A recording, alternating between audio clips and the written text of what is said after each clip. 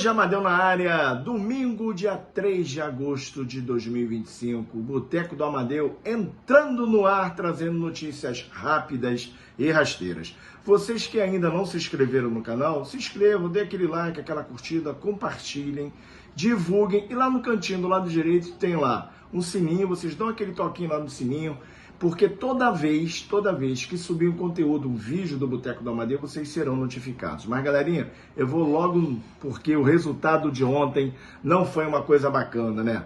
O Vasco perdeu de 3-2 para a equipe do Mirassol. Eu vou logo nas estatísticas.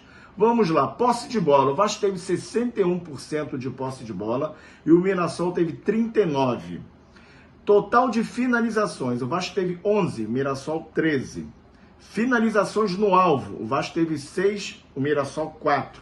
Escanteios, 4-4. Cartões amarelos, o Vasco teve 1 com o Piton, que inclusive está fora do próximo jogo diante da equipe do Atlético Mineiro no próximo domingo em São Januário. E o Mirassol não teve nenhum, contando que Rafael Ganhães, né, o treinador do Mirassol, recebeu um cartão amarelo fora de campo no primeiro tempo. Finalizações dentro da área, o Vasco teve 6, o Mirassol 7. Finalizações fora da área, o Vasco teve 5 e o Mirassol 6. Vamos lá nos cruzamentos. O Vasco teve um percentual de 15% de acerto. De 20 cruzamentos na área adversária, o Vasco acertou 3. E o Mirassol teve 25% de acerto. De 22, ele teve 5 acertos. E vamos falar dos gols, né? O Negueba fez um gol aos 51 minutos, mais preciso, aos 6 minutos do segundo tempo, numa falha do nosso Daniel Fusato, nosso goleiro. O Chico fez 2-0 aos 58 minutos, quero dizer 13 minutos do segundo tempo. Pumita aos 66 minutos, 21 minutos do segundo tempo.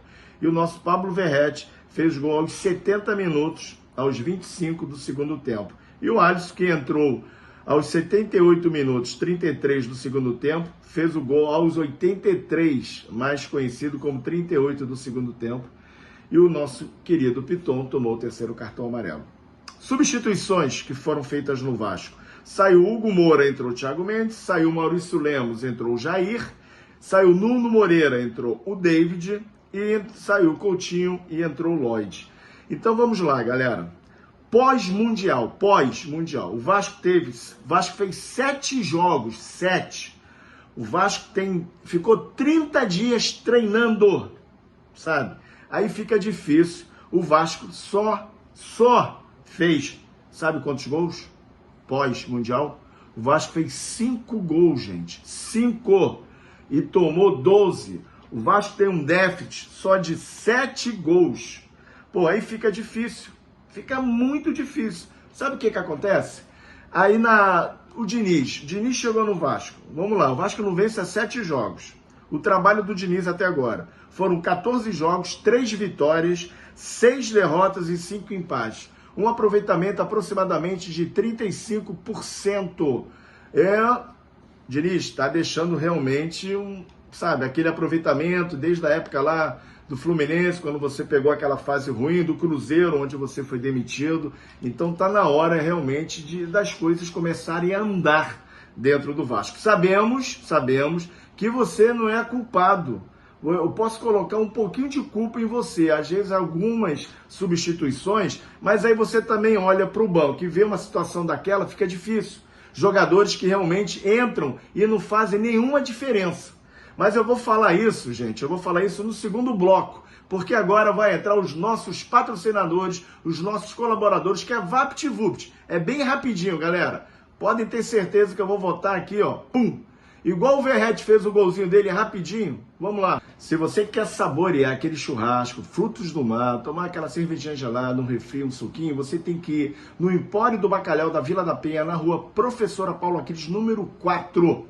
Ali no coração da Zona Norte. Procure os meus amigos e irmãos Gustavo e Gabriel Biancardi, que eles vão dar aquele atendimento preferencial.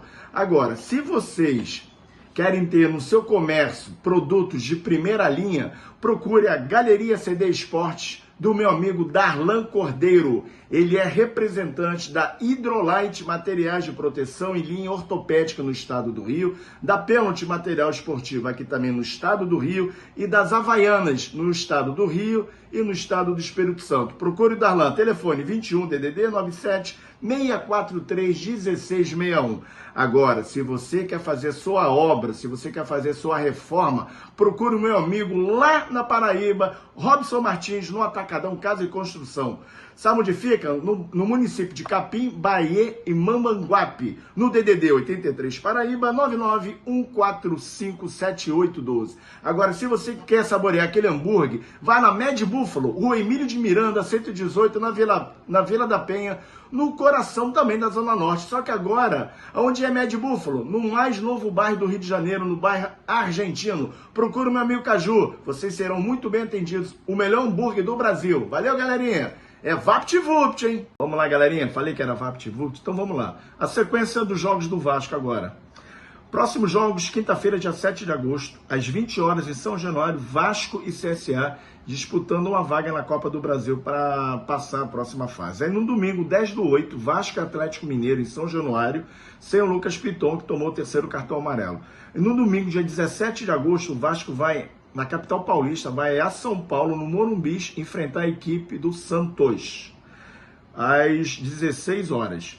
Aí no dia 20 de agosto, às 19 horas, numa quarta-feira, o Vasco vai a Caxias do Sul, no estádio Alfredo Jaconi, enfrentar a equipe do Juventude às 19 horas.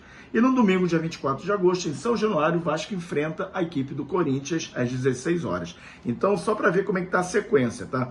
Já que estamos falando aqui em sequência de jogos, vamos falar também de reforços. Eu quero aqui também mandar um abraço para o meu amigo Matheus Gilbert, que ele há pouco aqui lançou lá nas redes sociais os reforços. Vamos colocar os 6 últimos colocados no campeonato, tá? O Vitória contratou 7 reforços, o Vasco 1, por enquanto, né, o Thiago Mendes, o Santos 4, Fortaleza 5, Juventude 6 e o Sport 7. É só para vocês terem essa noção de como nós estamos atrás de reforços. E o nosso diretor executivo, Admar Lopes, chegou, né, ao Brasil ontem, e ontem mesmo já estava lá com a delegação do Vasco, no interior de São Paulo, diante da equipe do Mirassol, onde o Vasco ontem foi derrotado por 3-2, realmente um jogo dos erros. Eu só vou falar o jogo dos 3 erros, porque primeiro gol, como eu já falei no primeiro bloco, uma falha do nosso goleiro Daniel Fusato. Segundo gol, falhas individuais, né, do sistema defensivo, Piton, Maurício Lemos, o posicionamento ali também do João Vitor, que falhou em alguns lances ali no jogo de ontem, e também o Pumita, né? No terceiro gol, eu vou falar para vocês, para mim foi uma falha coletiva, né? O jogador do Mirassol vai pelo lado lá, passa, né? Passa direto pelo Piton, o Piton ali, acho que nem deu para ele tentar derrubar o atacante do Mirassol, a bola é alçada na área, aí falha o quarto zagueiro, o zagueiro central e o Puma. O Puma ali poderia estar na cobertura, né? Porque o gol saiu do lado, se concretizou pelo lado dele. Então são essas coisas que acabam irritando o torcedor. São esses erros individuais, tá? Que são os mesmos erros no setor defensivo, e aí o erro coletivo. Porque aí você não pode tomar um gol desse. Se passa por um, não pode passar pelo segundo, pelo terceiro, pelo quarto. Então essas coisas elas têm que ser muito bem conectadas. Aí o Diniz teve 30 dias para treinar. Aí treina, aí o Vasco chuta tantas bolas ao gol, né? Ou, aliás, nem chuta. Porque o que o Vasco faz? O Vasco realmente constrói, mas na hora de finalizar corretamente, não finaliza. Aí fica difícil. Aí a culpa é do Diniz, o Diniz treina. O Diniz entra em campo, mas ele orienta. Ele erra algumas vezes, sim, como todos nós erramos, como qualquer treinador erra. Mas aí, botar também a culpa toda no Diniz, não podemos colocar a culpa toda no Diniz. Temos que colocar a culpa também nas pessoas que contrataram esses jogadores que lá estão no Vasco hoje, no plantel e no elenco. Até porque os nossos jogadores são de intensidade baixa para média. Alguns jogadores têm uma intensidade alta. Então fica difícil. Espero que o nosso diretor executivo, que tenha vindo da Europa, e venha com alguns, jogadores contratados. Porque se for continuar com esse time, vamos brigar mais uma vez para não cair. Então, gente, o Vasco está por detalhes de não entrar na zona do rebaixamento. Simplesmente um empate do Santos na segunda-feira, em casa, na Vila Belmiro, diante da equipe do Juventude, pode fazer com que o Vasco entre na zona.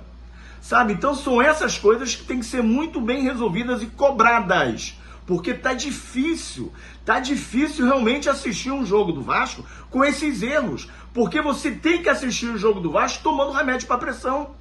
Porque é irritante. Os mesmos erros são erros constantes. Então não pode acontecer. Se treina para não errar mais aquele tipo de jogada. E o Vasco persiste em errar as mesmas jogadas. Setor defensivo.